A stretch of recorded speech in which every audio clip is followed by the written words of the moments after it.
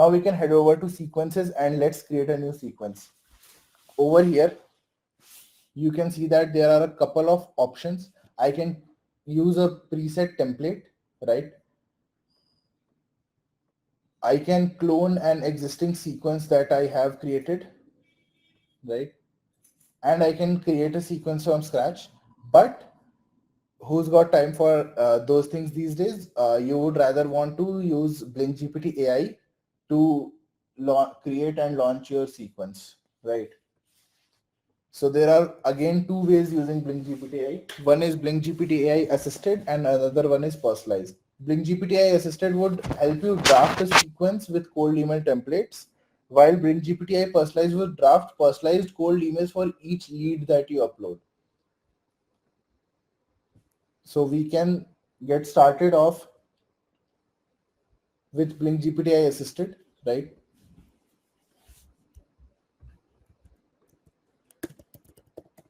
I'll just give it a name.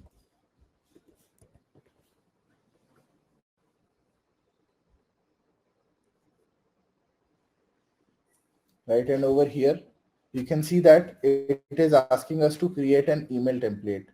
We would first need to add a business offer, give Blink GPT AI a business offer based on which Blink GPT AI will draft the first email for us. So here are some examples of of business offers, and that can be used, but obviously you can use your own. I would love if some people can in the chat write some business offers that they have, and I would love to answer that. I would love to add that and show you how Blink GPT can capture it. And I have this option to select language in which I want to select write the email. So it can be English, it can be Russian, or uh, Japanese, or whatever you can think of. We support 200 plus languages, right? So I would stick with English for now, and I will click on draft email. In a couple of seconds, you can see that an email subject line and body has been generated, right? And you can see that there are some variables added automatically by Blink GPT AI.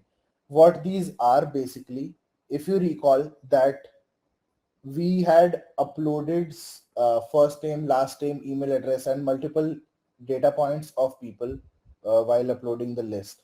So so we can use them now to personalize the emails, right? You can also add more variables. So if you remember, I added a webinar variable. So if I just select this, and you can see that webinar.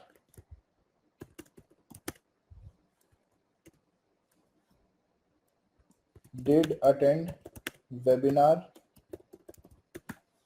and then whatever the variable was that we uploaded, right, will be added.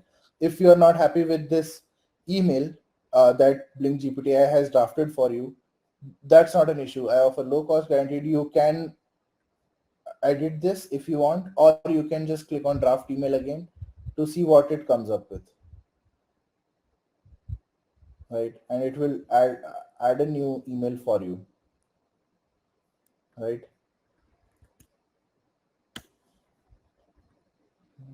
Yeah, you can change this a bit as well if you are constantly getting the same. So Toronto Waterloo area SaaS startups looking for ML engineers for remote, right? I can add this one sentence, and then Blink GPT would draft another email for me, right? I can edit it over here as I want. I can add emojis, links, and whatever is required. Also, optionally, you can add an unsubscribe link over here. As I said, it is optional, and you don't really always need to add it. It's up to you. I think that there was a question also related to unsubscribe. So if, let's say, a user a lead unsubscribed from one of your emails or sequences, then that would mean that that user is unsubscribed from all of the emails, and yeah, so they won't get any other emails even if they are uploaded in another list, right? So hope this answers the question. Now you can see that our email is ready. So AA, I think that you misunderstood a bit. I did not paste the unsubscribe link. The way I added the personalized link is that now I have removed it. I clicked on these three dots. I clicked on unsubscribe link over here and it is added automatically. I did not paste it, right? So this is how you can add the unsubscribe link, right? I can keep clicking on it and it keeps getting added. Email template is set up. What we want to do is that we want to create a sequence out of it, right? So what you can do is you can click on create sequence with Blink GPT. Now, before we move on to that, you guys must be thinking that, okay, so Blink GPT AI has written uh, email for you, and this seems pretty similar to something like Chat GPT, right? And you are absolutely correct. So this is the same technology, but how Blink GPT AI is better than Chat GPT is because we have trained Blink GPT AI on almost 3 million emails now, which have received a reply and converted into a sale. While ChatGPT is great at writing a joke for you or writing a draft for you, but ChatGPT is more trained on general things instead of a specific thing. So Blink GPT AI is the best for a specific thing like sending emails. And once you are happy with your email, you can also, if you are not, you can also use Blink GPT AI to make the email more persuasive, expand it, shorten it, and so on. And once you are happy with this, whatever your subject line and email is, you can click on this button over here, create sequence with Blink GPT. When you hit this, Blink GPT AI will use this email as the first, consider this email as the first email and create follow-up emails and a complete sequence for you, as you can see over here. You can edit these and each one of these would have some text written in them. So you can edit these. Over here, you can also see that in if some, there was this question that I would like to take now by Yuvraj, what are spam keywords? So Yuvraj, spam keywords are basically keywords that can trigger the spam filter of the email provider that you're sending and might make your email go to spam. So you can see over here that there are two spam keywords that exist in this email, like regarding and chance, but the score is still good. If your spam keywords increase, then you will have to remove them to ensure that your emails do not go to spam, and we check them for you and we give your emails a score over here. You can obviously write, so if I write free money and keep adding more keywords like that, you can see that this keeps getting added. And yeah, I can personalize it even further. I can bold it and so on. So all those options are available. I can, maybe I want to make this email longer, so I can expand this email further, right? So all this is completely possible with Blink GPT AI, right? If I want, I can also send a test email to myself to check how this would look like. I'll just discard this for now. And as you can see, my sequence is created. I can click over here to add a new block. So I can add a new cold email block, a task, add a wait time, which is basically a delay. So let's say I want to add a delay of 10 days after this. And I want to, after that, I want to add a cold email, right? So I can do that. I can add more on based on what Blink GPT has created for us. Once I'm happy with my sequence, I would need to add a lead source. So I can either add a lead source from a list or I can create a segment of a list. So let's say I only want to send emails to people who attended the webinar. So webinar contains a yes. So I only want to send emails to them, so I can do that as well. So this is how you can use the sequence creator. So once your sequence is ready, one more thing that you can do is that add an if else block. So the way it works is that, let's say you want to make sure that after an email gets a reply in the next 10 days, what you want to do is that you want to, if the reply is a yes within those 10 days, then you want to send this particular cold email as a new email. If you do not get a reply, then you then you can send this email as a follow-up, another email as a follow-up.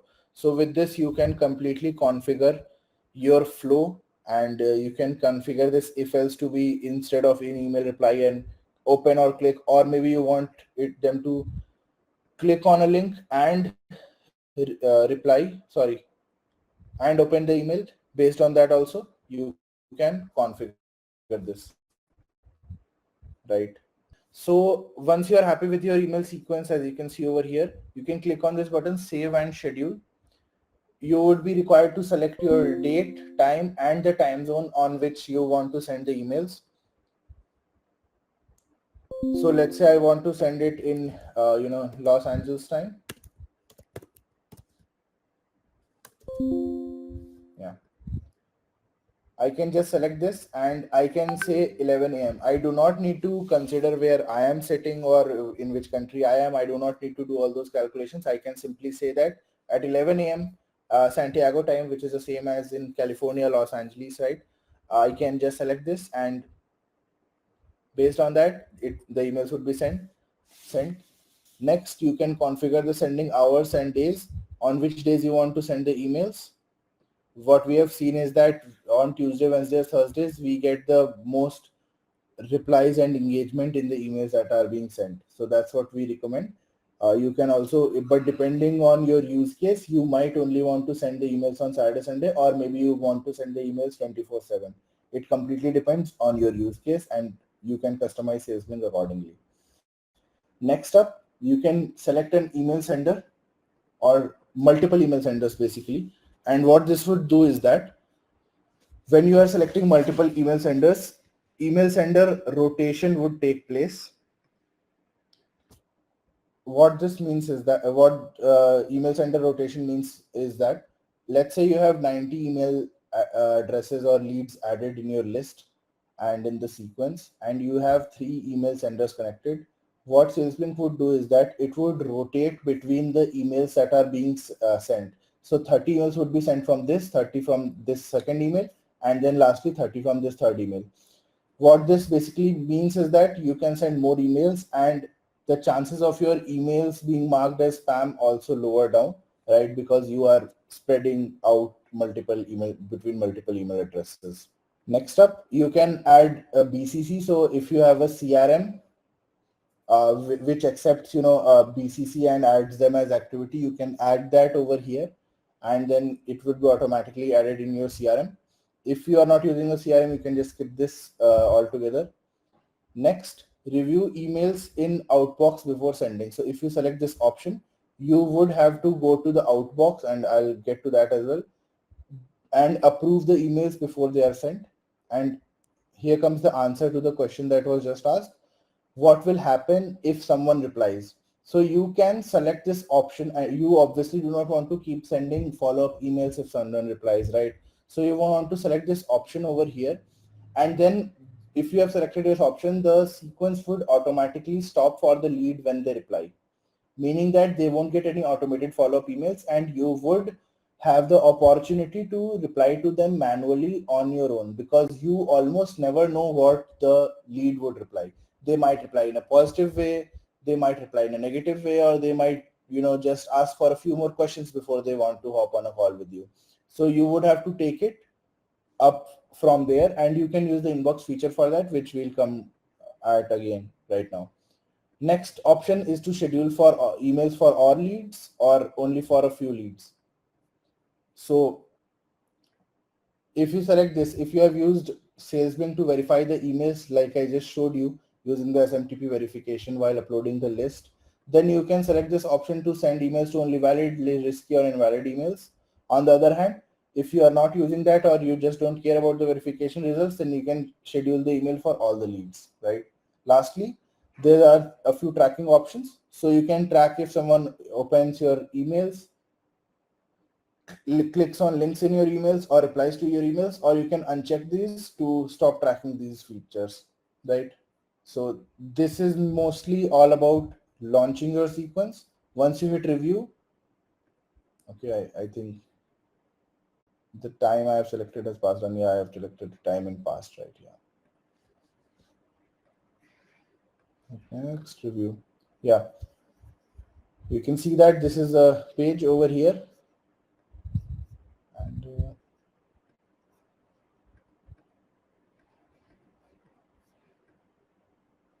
right. So now if I hit schedule, my sequence would go off